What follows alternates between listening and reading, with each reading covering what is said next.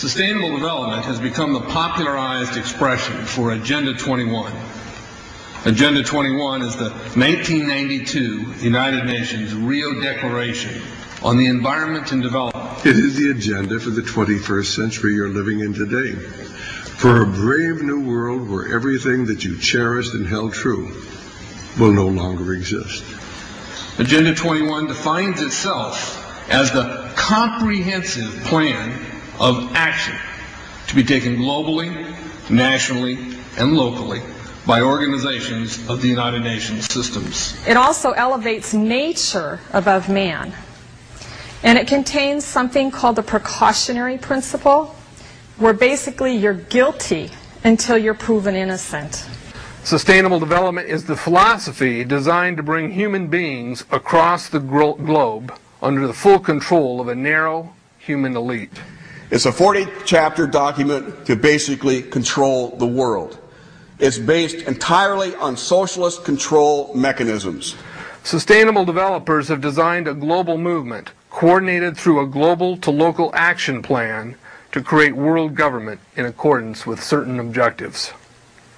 These objectives include an end to national sovereignty, the abolition of private property, the restructure of the family unit, and increasing limitations and restrictions on mobility and individual opportunity.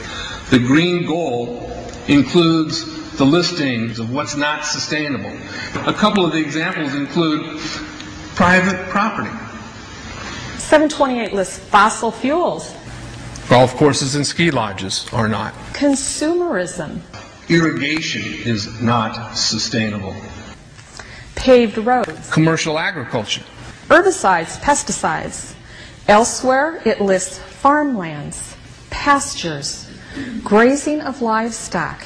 And the family unit. The focus of sustainable development is the abolition of private property, societal undermining of the family, and abandonment of the constitutional protection of unalienable rights as described in the Declaration of Independence. You see, I sat on the Santa Cruz Agenda 21 committees. Now, this was a lot of crazy ideas. This was back in the mid-90s. Crazy ideas I heard. Mother Earth's surface wasn't to be scratched. Human beings were to be concentrated into human settlement zones.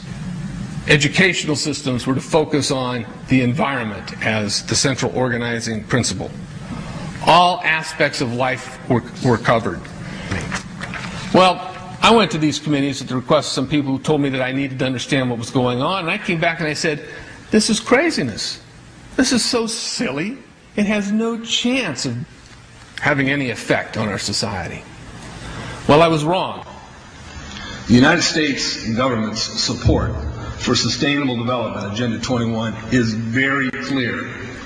In 1992, while the Rio Conference was going on, George Bush, then president, was there where he executed the Agenda 21 protocols on behalf of the United States and brought it back to Washington, D.C. Within a year, Bill Clinton, by executive order, no congressional review, established the President's Council for Sustainable Development.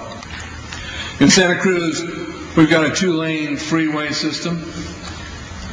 We need 4, but what we're getting is hundreds of millions of dollars of federal money to take a dilapidated rail line that Southern Pacific wants to put in the hands of somebody else so that a commuter line can be built along the railroad track. That'll be followed by 14-story buildings where people will live and stack them and pack them units, where developers or so-called sustainable developers will build these high-rises with federal dollars. In fact, Santa Cruz has received a $300 million federal grant to build the first 3,000 of these stack and pack them units. The County Board of Supervisors has said, if you are a sustainable developer, you're immune from any construction defect liability. It's a partnership between selected developers building this new world order and the government using the American taxpayer dollars in order to do it. This is a map of the Wildlands Project. To explain the map, the red are areas that are to be off limits to human beings. No resource development, No human activity. If you live there, you won't. The yellow areas are the areas for major control of all human activity. If you live there, you won't. The black areas, the black dots, are the smart growth zones. That's where human beings are to be stacked and packed in small living units along rail tracks. The Smart Growth Program ultimately has jobs assigned and children cared for by the state. The question has been asked many times how the people who are perpetrating these things expect to do this and make it last. And the answer to that is that you steal a generation of children and you indoctrinate them so that they accept these ideas and they become global citizens in the coming global village. UNESCO came out and declared 2005 to 2015 the decade of education for sustainable development. But they go on to say that it will encompass the 40 chapters of Agenda 21. That is your federal national curriculum. The entire purpose of second grade social studies is to transfer loyalty from the family to the government and teach them about sustainable economic consumption. Students construct their own understandings of reality and realize that objective reality is not knowable. So why bother? The truth is, the truth, which keep men free, is being suppressed in order to prop up the attitude training agenda. And it moves on.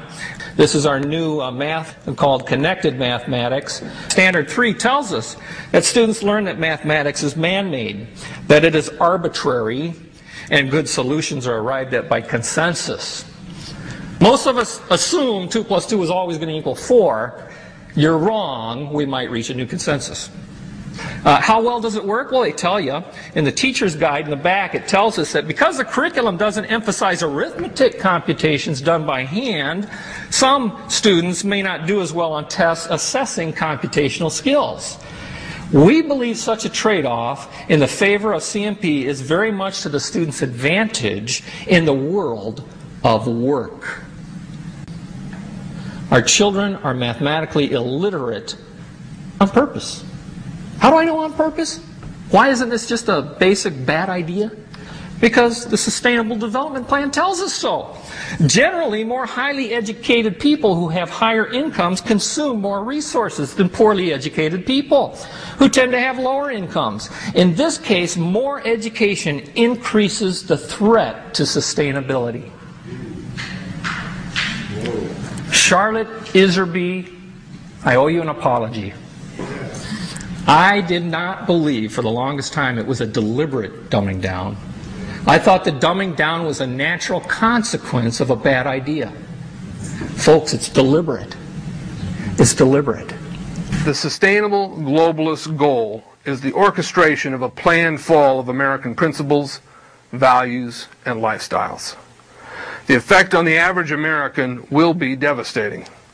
With modernizing technology, the ordinary person will live without independence, privacy, or substantive rights.